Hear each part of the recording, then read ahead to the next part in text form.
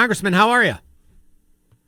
Steve, it's great to be on with you, brother. I'm doing very well. But you know what? As well as I'm doing, just living in Western North Carolina, there are so many problems going on in our country. It's hard not to be worried about our future. That's exactly right. And by the way, only believe about half of what Hal Weatherman tells you about me. We've been friends for years, so be careful with whatever.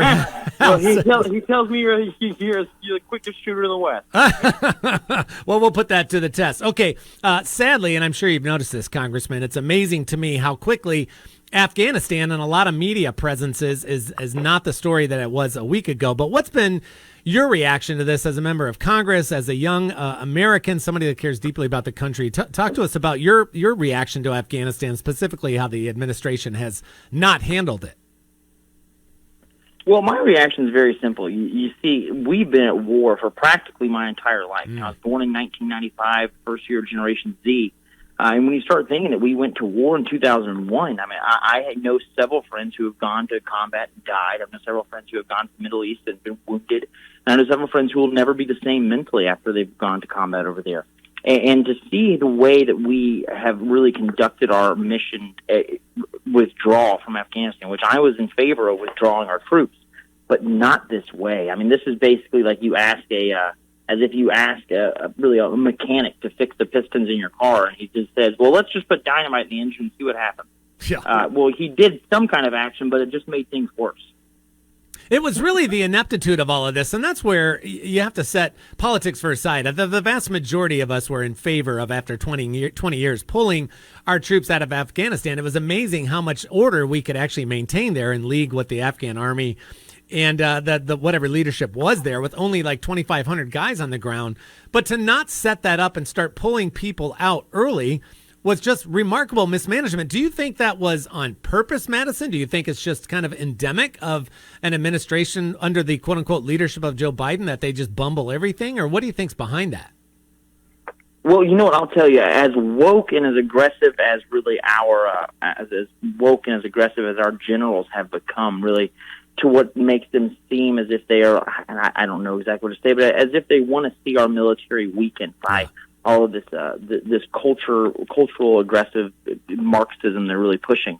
You know, I got to see the intelligence reports. They gave the administration good information. They said if we pull out in this manner, we could see a rapid takeover from the Taliban in the Middle East. And so they knew the information. My question is exactly why did they do it so poorly? You saw generals saying, well, you know what, even if we left military vehicles over there, it's not like they would know how to actually operate our vehicles. But you know what happened? We saw that the Taliban militants were training in Pakistan, trying to learn how to actually fly, and this is alleged of what's being reported from several sources, is that they were then training in Pakistan to learn to fly our Black Hawk helicopters. That's why within 3 days of them having ownership of our Black Hawk helicopters, they were then able to already outfit and be able to fly those for what seemed like a mission critical availability, to be so skilled at flying those Black Hawks. It makes you wonder, how did they know to start training for that? How did they know they were going to get these Black Hawk helicopters? It seems intentional. Yeah, and then you look at the who's going to benefit. If we're going to play just a decent detective role, who's going to benefit? China's going to benefit. Russia's going to benefit. Iran's going to benefit. It's just shocking. And the concerning thing is, Madison, is that more reverberations of this long history of these strange and profitable relationship that the Biden family has with China. No, that is an incredibly well placed point, because you know what's going on with the Chinese government. You see that, of course, there are some risks that come from the Taliban having a terrorist safe haven in the Middle East. But you know what? I don't think that really any American is afraid of them actually conquering the North American continent or conquering America.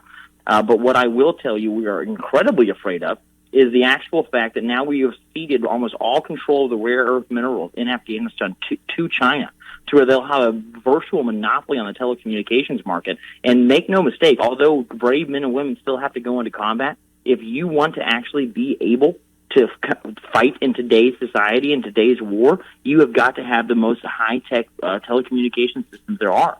And right now, we are losing that telecom race to the Taliban and to China. Yeah, there's estimated to be at least $1 trillion worth of lithium there in Afghanistan, and China's all over that. I don't know if you saw the report today, Congressman, that the leaked email, State Department purposefully obstructing private rescue flights trying to get U.S. citizens and allies out of Afghanistan.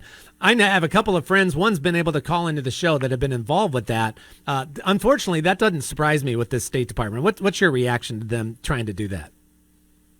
Well, again, just exactly what you said. It doesn't surprise me, but and that's just because we've seen the ineptitude and just how really malevolent seems the Biden administration. I even hate calling it the Biden administration because it's so clear he's not really making decisions.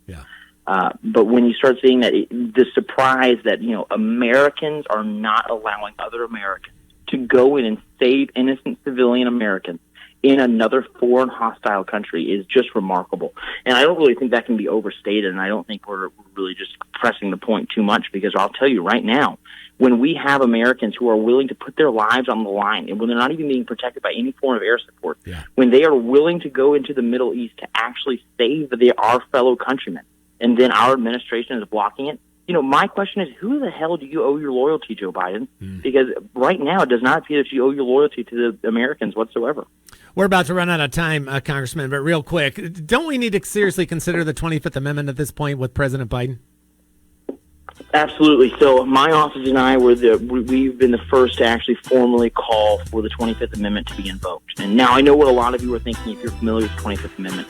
It means that it's very clear that the president is incapable physically and mentally to discharge the duties of his office. That means Kamala would be president. But let me tell you, if we don't start holding people accountable, they'll keep That's right. It's just going to keep getting worse. That's right. Representative Madison Cawthorn, thank you for your efforts. God bless you, brother. We'll talk to you again real soon.